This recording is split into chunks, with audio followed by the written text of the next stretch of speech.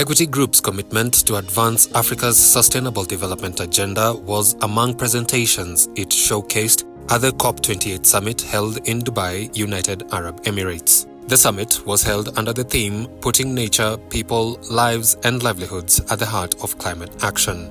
Speaking at the COP28, President William Ruto said UAE collaborated with Africa to hasten Africa's green industrialization. As the continent of Africa, we are a continent of opportunity. We are actually laying bare those opportunities for the world to see, for the world to appreciate, and for the world to come along with us, because we have real investment that will change the course of history. And these are green investments that are in tandem with saving the planet. Equity Group played a pivotal role in launching the Africa Rural Climate Adaptation Finance Mechanism. Speaking at the launch of the initiative, Equity Group Managing Director and CEO Dr. James Mwangi said the program is a risk-sharing facility that catalyzes up to $700 million for micro, small and medium enterprises in Kenya, Rwanda, Tanzania and Uganda. Climate change adaptation and mitigation is a global phenomenon requiring global thinking and local acting. So these partnerships are availed as that opportunity to think globally, strategically, and act locally with the small-scale farmers. We have had 15 years of partnership with IFAD. So we know each other, we share values, and we share a common purpose as regards small-scale farmers. Dr. Mwangi said Equity works with like-minded partners to seize opportunities that scale up climate change adaptation. Our partners are in Europe, and Equity is in Eastern Central Africa, where the small-scale farmers are, but it's in Europe where really the common understanding of this subject matter is, and where the partners has resources.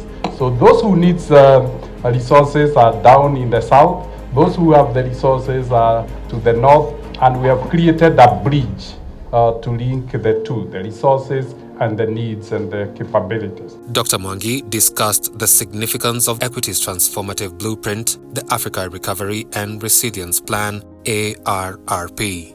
We are in South Sudan, Kenya, Uganda, Rwanda, Tanzania and DRC. And broadly what we have done is to create an African recovery and resilient plan that brings all these initiatives together, brings all the partners together, and is to help the continent to really adapt and really mitigate the effects of climate change under that framework. Then we have gone to each country and created a country plan and a framework. And that framework is to enable the governments to achieve their strategic objectives and to align their resources and aspirations to the common plan. Nordic Development Fund Managing Director Karin Isaacson said it was inspiring to listen to the deliberations on what happens when partners come together to walk the talk about climate financing. We have a channel to actually reach the smallholder farmers and all the expertise on the ground from the Equity Bank.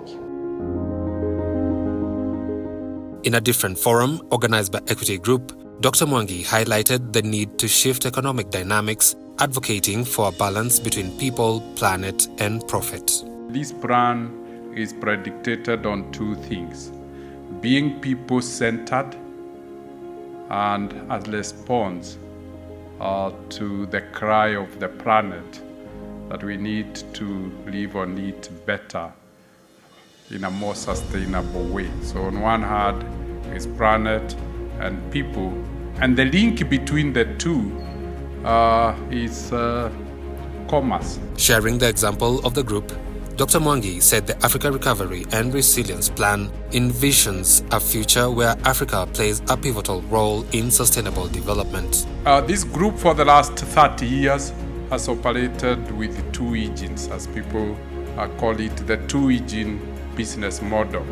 A huge financial group made of banks, insurance companies, investment and technology companies.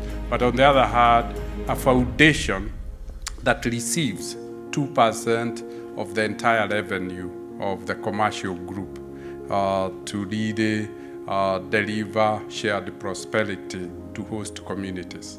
But the foundation beyond the 2% acts as a platform for like-minded people so that we can aggregate resources and use the infrastructure of the commercial engine to be able to deliver on social programs to communities. Equity was the smallest financial provider in Kenya 30 years ago, but on deploying the model, it grew to become now the largest financial group in East and Central Africa. It was number 66 out of 66, and because of the model, it's now the largest financial group in East and Central Africa, moving from 300,000 asset company to a 13.3 billion US dollar company, touching the lives of 19 million customers directly and supporting huge communities. The Africa Recovery and Resilience Plan articulates strategic interventions, including an 8-fold increase in agricultural productivity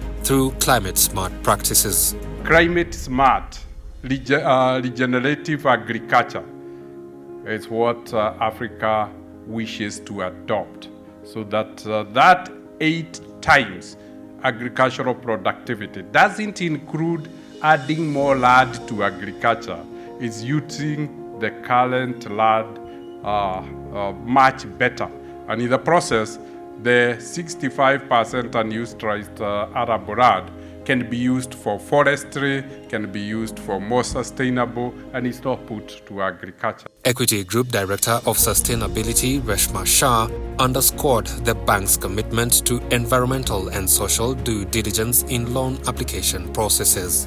We have taken a strategy to grow our agricultural book to 30%, and we understand that in the same way that agriculture is necessary for food security, it also creates a big threat to the environment.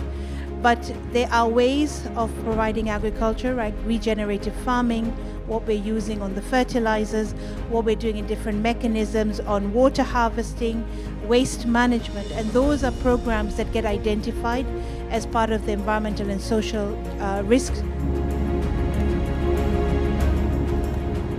The group's participation at the COP28 lifted Equity to a pedestal to stand out as a lead proponent of sustainable development and climate action.